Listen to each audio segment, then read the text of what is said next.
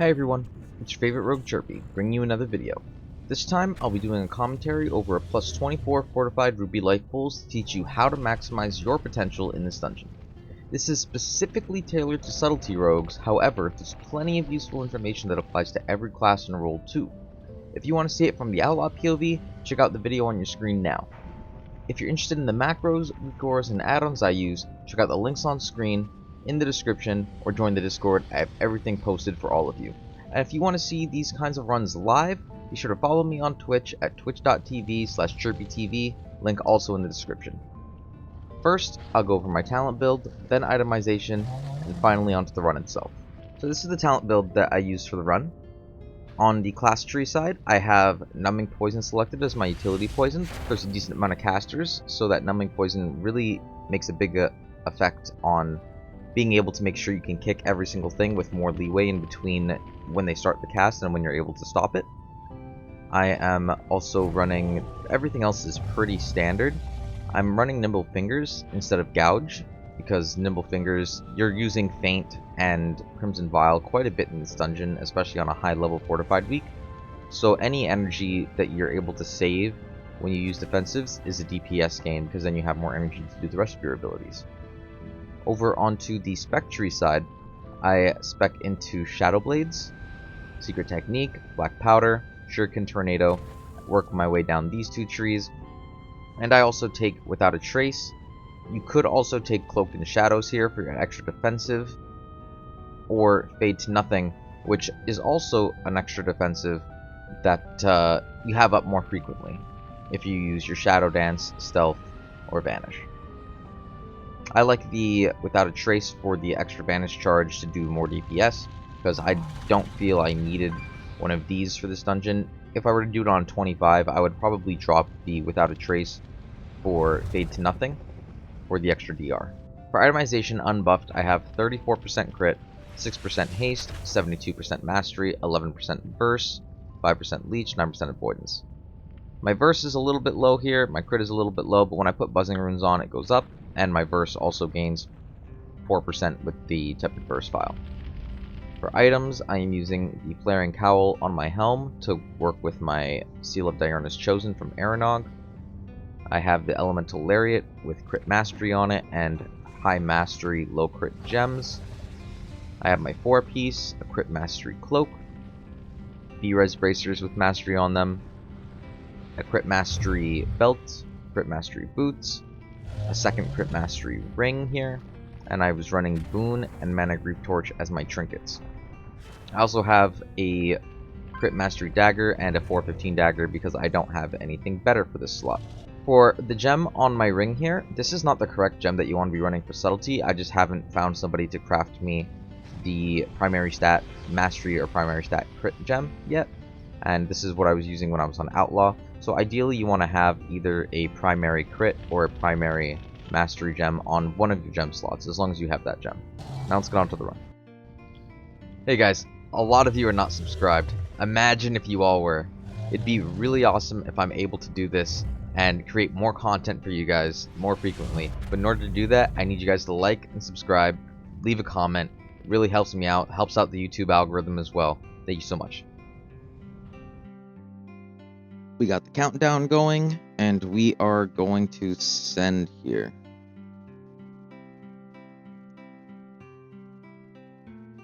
As we're walking up here, I'm going to Shroud so we can get past this guard. This main Juggernaut guy, this big rock boy, he does a lot of damage to the tank. He has a tank crushing ability. I distract to make sure that he's facing the opposite way, just in case somebody gets too close to him.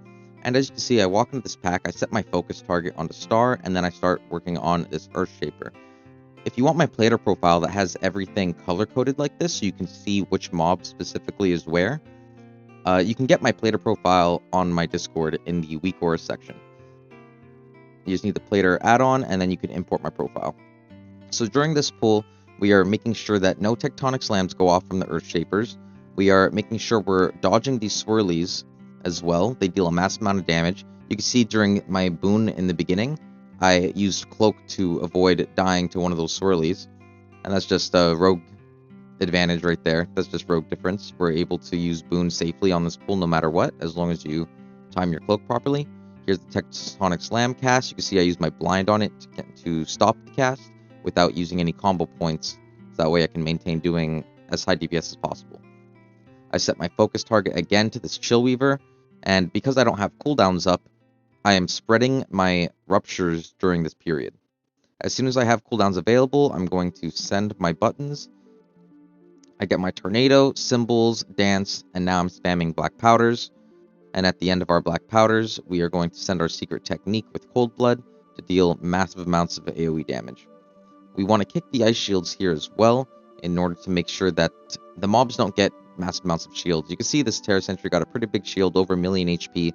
The shield is purgeable if you have somebody in your group that can purge, such as a Shaman, Priest, Blood Elf, Demon Hunter, Mage, and if they have the shield on them, you're not able to stun them. You can still knock them, so this is very important on the Earthshapers in particular, because when they're doing the Tectonic Slam cast, as a rogue, we don't have any options to deal with stopping the cast if they have the shield on them. So it's very important that you stop those ice shields as soon as possible.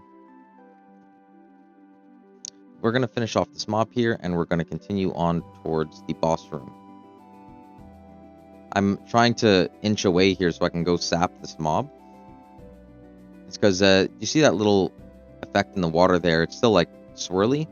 If you walk in there while the swirlies are going on, then it aggroes the Chill Weaver. So we didn't actually want this Chill Weaver here, but somebody just ran into the pool a bit too early. So during this pack, we are focusing on the Draghar here. And as you can see, if you look down at my cast rotation, I'm actually just pressing Eviscerates on this pull. Eviscerates in my Secret Technique when it comes up, because this mob has a huge amount of HP compared to the other mobs that are in the pack. So we're trying to prio our damage onto the Draghar here. So this is what we call funneling. We're using the combo points that we're generating from our Shuriken Storm and putting all the combo points into Draghar. So when there was more targets around here instead of just 2, when there was the 4 or 5 targets, we could have increased our overall DPS by black powdering. But that's actually not what you want to be doing. That's kind of griefing your team if you're black powdering that, because those mobs are going to die 100% before this Draghar regardless. So you really want to be focusing on just putting as much damage as you can into Draghar as possible. As soon as he hits 30%, he starts raging, because raging is the affix of the week. So we send Soothe on him immediately to make sure our tank stays safe, because that Steel Barrage does a lot of damage.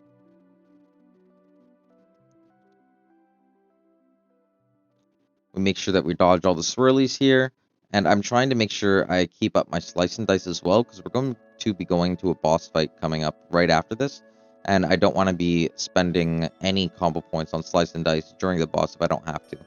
It helps that we also have Premeditation, which grants us some Slice and Dice. And as we go on to this boss, first thing that we're doing is sending our Rupture. We send Tornado, Symbols, Dance, and we're just trying to get as much damage out on this guy as possible. You see right there, I sent a Thistletea to get Gloomblades out while I had 100 Lingering Shadow stacks. So you lose the benefit of the mastery for your finishers. So ideally what you want to do is actually, on single target, send your T with your Secret Technique Cold Blood combo, and that way you have a lot of energy going into your Gloomblades, and then you're able to maintain higher single target damage than you would if you sent your T in the beginning. And Gloomblade makes up a large percentage of our damage on single target, so it's very important, especially when you come out of dance, to make sure you have enough energy either with the T or with Symbols to continue doing your Gloomblades. So we come into this right here, and you can see I am not choosing to funnel on this pack. I send my Boon, I send Cloak to stay alive, and we are trying to just kill all of this here as fast as possible. I asked the group whether they want me to funnel or just spread AoE here, and I think it was a good thing I chose to AoE, because the whelps are still very healthy after my Boon is even done. So our AoE damage was pretty low, so just for safety, I black powdered there. Ideally, you're playing with a group that has a lot of AoE, and the tank can just live through all of the whelps forever. That way you can just spam Eviscerates into the boss to kill the boss faster and get that shield done faster. We lost our Evoker there. I think he got stuck in the Chill Storm, unfortunately, but we were able to send a B-Res on him, and nobody else died, so that was very fortunate. During the chill storms here, if you watch how I play them defensively, I wait till towards the end of the chill storms in most of them, unless, like, if I'm below 80% HP, I will always use feint at towards the last like 3 seconds of the chill storm to make sure that the explosion doesn't kill me or pop my cheat death. So right here you can see I'm choosing to funnel onto the boss instead of black powder spam. So I did a lot of eviscerates as soon as the phase started, and now that I see that the whelps are still very, very healthy, I'm black powdering, so I'm mixing it up between AoE and funnel here. My main concern, especially when I'm pugging, is just how do I keep the group alive? And any extra pressure on any extra player for damage is something that ends up with people dying. So I want to make sure that we don't have an accidental tank death here. I looked at our tank's cooldowns. I saw he doesn't have Kings available. He doesn't have Ardent Defender available. So I don't know how much damage he can take from the whelps, which is why I opted to use my black powder here. And now we're just continuing on with our single target rotation until we kill the boss. We get one more secret technique out. And that is an easy free boss, ending at around 120k DPS on the fight alone. I just cut to the top of this thing here to skip a little bit of RP. And we are actually going towards the Flame Gullet. I thought we were doing Thunder Dragon first, but I misunderstood. And we're going to this right side over here. And I'm really confused by this when we first do it, but it makes sense after this pull, and I'll explain why after. So we come into this pull, and we have 2 Cinder Weavers and a Flame Dancer. So on the Cinder Weavers don't really cause much of a threat anymore since they nerfed their Cinder Bolts, but it's still important to kick as many casts as possible to make sure that as little damage as possible goes out. The Flame Dancers also use an ability called Flame Dance that you need to stop immediately. It does a lot of damage to the tank, and if it explodes, so if the cast finishes, it will most likely one-shot your group. We go into this first Inferno pack as well. I set my focused kick to the star target there, the Cinder Weaver, and we are trying to focus down this Blazebound Destroyer. It does have about double the HP pool as the other mobs on the side of it, and we're just trying to cleave everything down and make sure everything dies and get through this pack as quickly as possible.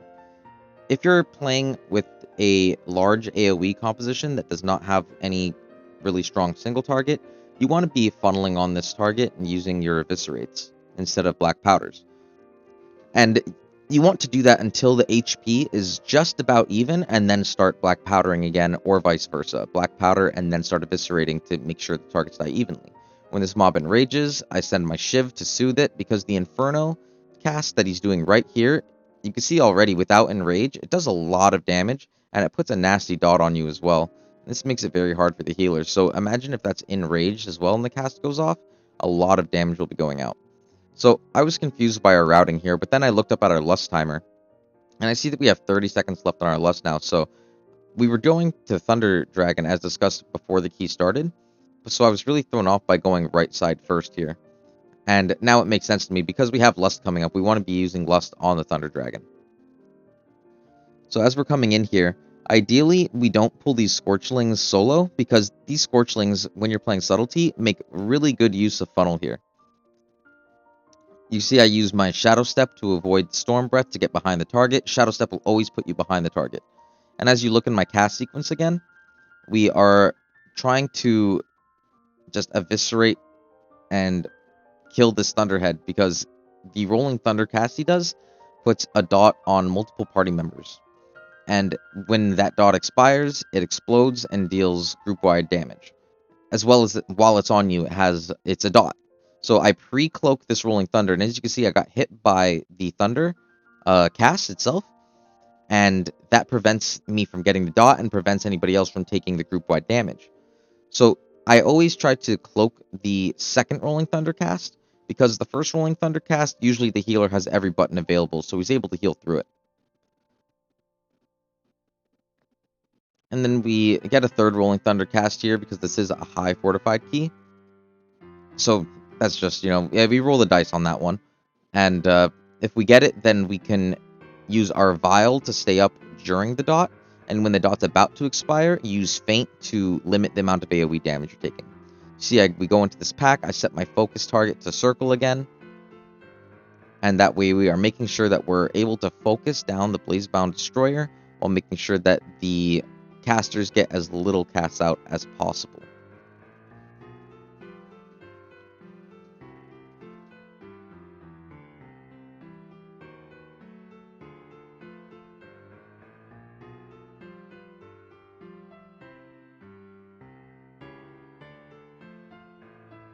As we're finishing off this Blazebound Destroyer, the patrol comes in, so we chain into the patrol pack.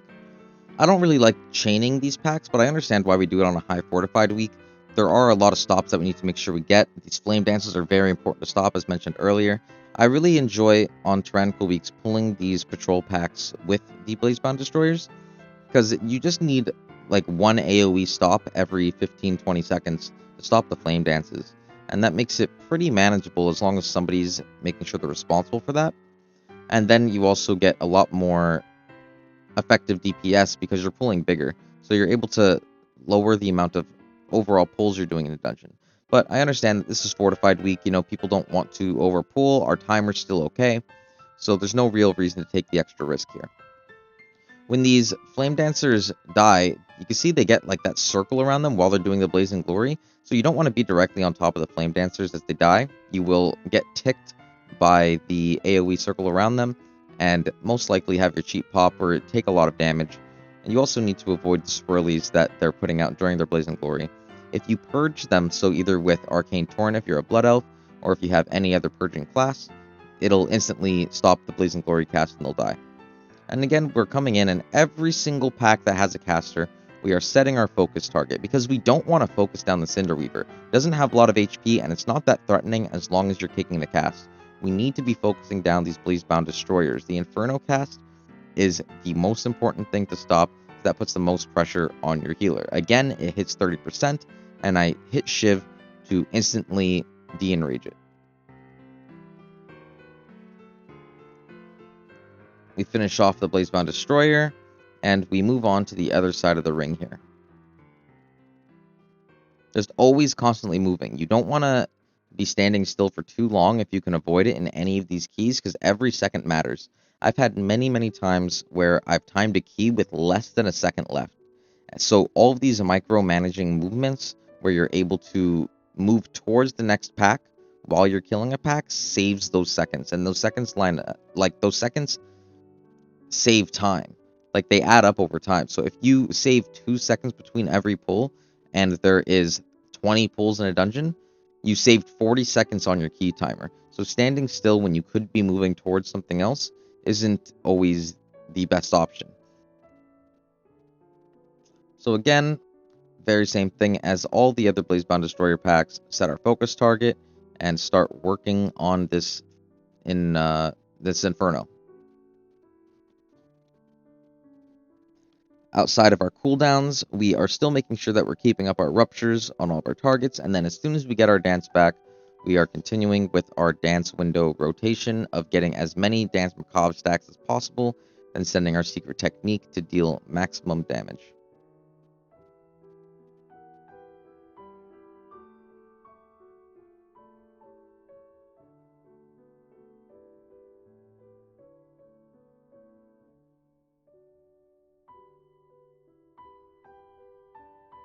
We finish off this pack, and now we see Flame Gullet is flying away, which is exactly what we want, because we do not want to be pulling the extra dragon here. We grab all these Scorchlings, which is really awesome for funnel. However, our healer needs to drink, so we don't get to pull these Scorchlings over to the boss. When you're playing sub, there's patches of Scorchlings on the side to our left as we're passing right here, but since we already came to this side, the Scorchlings are already dead. So ideally, we pull all these Scorchlings into boss, and I could just use them to funnel onto the boss. But since our healer needs to drink, we just need to kill them naturally, and that's quite unfortunate, because that's a lot of boss damage that could have been done. But it's not the end of the world. Our healer gets a drink in, and we start up on the boss.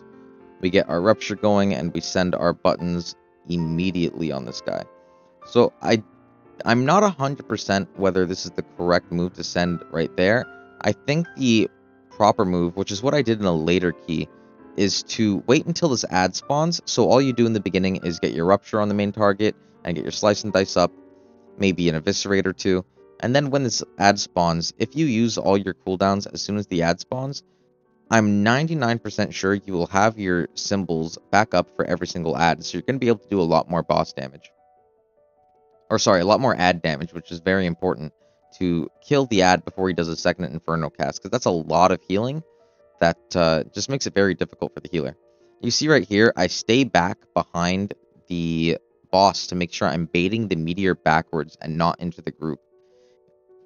You need to watch the cast timer. You can see I have the cast timers of both of the boss's abilities on his bars. And that's from a weak aura that you can get on my Discord. I didn't make the weak aura myself, but it is a super useful weak aura that tracks dungeon cast timers. So that tells me when an ad is going to spawn and when a meteor is going to be cast. So I see this ad is coming up right now, and now you can see the cast timer for the meteor is about to finish. So I'm making sure I'm getting into a position that the meteor is not going to go towards where we're walking. And while we're doing that, I accidentally shadow step into the fire there, and I potion just to make sure I stay alive. Because we don't want to pop our cheat if we can avoid it. Potion is a 5-minute cooldown, cheat is a 6-minute cooldown. So much more worth it to press potion before your cheat pops than let your cheat pop. We're working on this boss. We're trying to get as much damage on him in between the ad sets as possible. And we go on, and we're trying to still bait the meteor. It doesn't go on to us. You always want to try to wait for the meteor cast before you move on towards the ad, so that way you don't get weird meteor spawns. The person that did bait it was still correct, though. They baited it to the side instead of in the road, so it still worked out. Very important to focus down that Inferno. Very, very important. If he keeps on spamming the Inferno cast, chances are your group will not be able to live it. Your healer's going to run out of cooldowns. People are going to be taking insane massive amounts of damage. So it's very, very beneficial to nuke this guy down as fast as possible. Once you get an ad where the HP of the ad is higher than the HP of the boss, that's when you want to ignore the ad and just kick it and put all of your damage onto finishing the boss. Because then it'll be more worth it to kill the boss. If like the boss is at 3 million health and the ad's at 4 million health, you'll kill the boss faster than you kill the ad anyways. Which is exactly the situation that we get into right here. You see the boss has under 3 mil health. When the ad spawns, it's at 3.5 mil. So we go on, we just focus our damage onto the boss here. And then we're still making sure that we're getting the kicks on the Inferno, because one of those casts going off could be an instant wipe for your group, especially on a high enough key. So we have 10 minutes left on our timer, which is more than enough for this last section of the dungeon. Ideally, you want to have around 9 minutes going into this last area, assuming you're doing every pack here. You could make it with around 7 to 7.5 if you're skipping this whole bridge area with Shroud. But in order to skip this bridge area, you most likely need to do a lot more trash in the first area or do both dragons, which is a pretty decent time sink. So as we come into this pack, I accidentally open up another panel on my page, but I hit it with my finger, fat fingered it, and we are doing so much damage on this pool. We send our boon, and we are cleaving everything down here. We're spreading our ruptures outside of our cooldowns. We get dance back, and we're trying to make sure we're focusing down this channeler. And as soon as he enrages, we get the soothe out on him, so that way we don't have to deal with any enraged lightning storm casts. You can see how much damage it does already without even being enraged. So in order to mitigate the damage from this, you can use your feint, which I did on that cast. I used my cloak on the first cast to completely mitigate all of the damage of it. And anything you could do to help your healer heal you really comes in handy there. So make sure you're not being greedy with your defensives. Make sure you're actually sending your defensives properly and mitigating as much damage as possible for your own survivability. Remember, you don't do any damage if you're dead. So it's better to spend that, 20, 30 energy on your defensives than it is to have to die and run back. One tick of the flame channel gets out on me. Very unfortunate. I also get double thunderclapped, which is a haste debuff that the warriors put out. It's just something that's almost unavoidable in melee. You can walk out of melee if you really, really want to, but I know that rogue isn't hugely reliant on haste, so I don't really worry about it too much. It's just a little bit of damage. and then we're chaining these into the Flame Channeler and the Tempest Channeler here. We want to be focusing our damage on the Tempest Channeler, but making sure we're kicking the Flame Channeler. And right here, nobody kicks the Flame Channeler, so I get absolutely slapped by the channel. I think 2 or 3 ticks of it go off on me, and I just wait for a B-res, because the walk back could be a minute of lost uptime on the fight, and that's not what we want at this point in the key. We still have an extra B-res to spend as well, so that is what we are looking at. We come into this lightning storm, and I use feint immediately, and I get kind of low. It's kind of scary, but it's no big deal. And now I don't trust my team to kick the flame channeler, so I'm saving my kick for that, because that's what killed me the first time. I should have saved my kick for the flame channeler myself, but I was just under the impression, since we were doing so well, someone else would know to kick that, and I kicked in the Tempest Channeler on the first cast there, because he was outside of the group. So I tried to min-max it. It would have been better if we were in comms for this, but we did this whole key without Discord. So we just kind of went off our own intuition and our own instincts to get this key done. During this pack, let's look how I play it in the cast bar here.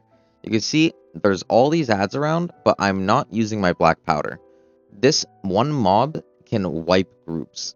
This one high channeler mini boss guy can literally wipe groups. So we are trying to make sure that this guy dies as fast as possible. If you look at the HP differential as well, right now this channeler has 13 mil HP and the warriors on the side have 3 mil. So we're not too worried about cleaving down the warriors. Those are going to get cleaved down naturally by just the natural AoE that we're doing with our secret technique and with our shuriken storm. We don't need to be black powdering this pool. If you're black powdering on this pull, you're griefing your team. You should be funneling this guy down and using all the ads that he spawns as extra combo points to put more eviscerates and secret techniques into this target specifically. We pull in these extra ads, and you see again, not a single black powder is being cast here. We are eviscerating until this guy dies. We need to make sure he dies. Again, and I hold the boon here as well, because there's no point in using boon, because that's just extra funnel that would be lost. I know I would be a lot higher on the meters, and I would have a lot better overall DPS if I decided to black powder on these or boon on these pulls, but it's just not worth it. Higher overall DPS does not necessarily mean a timed key. If you're not putting the damage onto the right targets, then what are you doing? You're just padding. So very important that you know the difference between when you need to powder and when you need to funnel your DPS. And that comes over time of practicing the spec. So once you realize, oh, as a sub-rogue, I have control over the pace of the pack.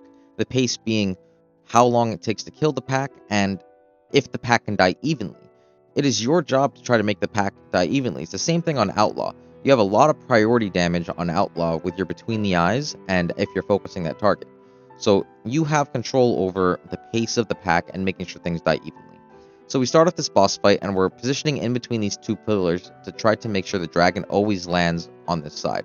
And when the dragon is landed, we want to be focusing our damage on the dragon, because in phase 2 he starts rapid firing flame spits.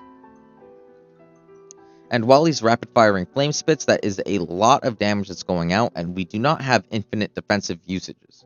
So it's very important that we try to get the dragon as low as possible, and we almost get hit by this fire pit here, and it's very important to dodge those, because if you get hit by one of these fire puddles on the floor, you get the debuff on you that puts more fire puddles on the floor. So not only is it dealing a lot of damage to you, you're also making it harder for your team by putting more fire on places where fire doesn't need to be. We get an unlucky dragon landing over there, so we just continue on Stormvein here, but it kind of works out because now Stormvein and the dragon are even percent. See, I get the fire, I run it over to the pillar to make sure that it's out of the way of everybody. And now that the dragon has landed again, we are pressing all of our buttons and trying to get this guy as low or as close to 50% as possible. So we actually have really, really good pacing here. We want to be phasing him on his breath, not while he's just flying around in the air with dots or anything. And they phase at 50%. So right here, you can see I stop hitting Stormvein because I'm waiting for the dragon to land.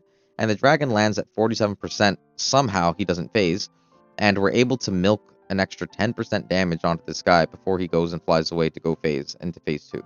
So ideally, you want to have lust for that right there when he's doing that breath. That final breath he just did is when you want to be lusting, because that makes him so much easier to kill and so much faster during phase 2, which again, a shorter phase 2 means less flame spits going out, safer group, less potential for deaths. I use my shadow step to avoid the wind and to get behind the target, so I avoid the flame breath. As soon as I get this debuff, I just run out a little bit and we drop the puddle.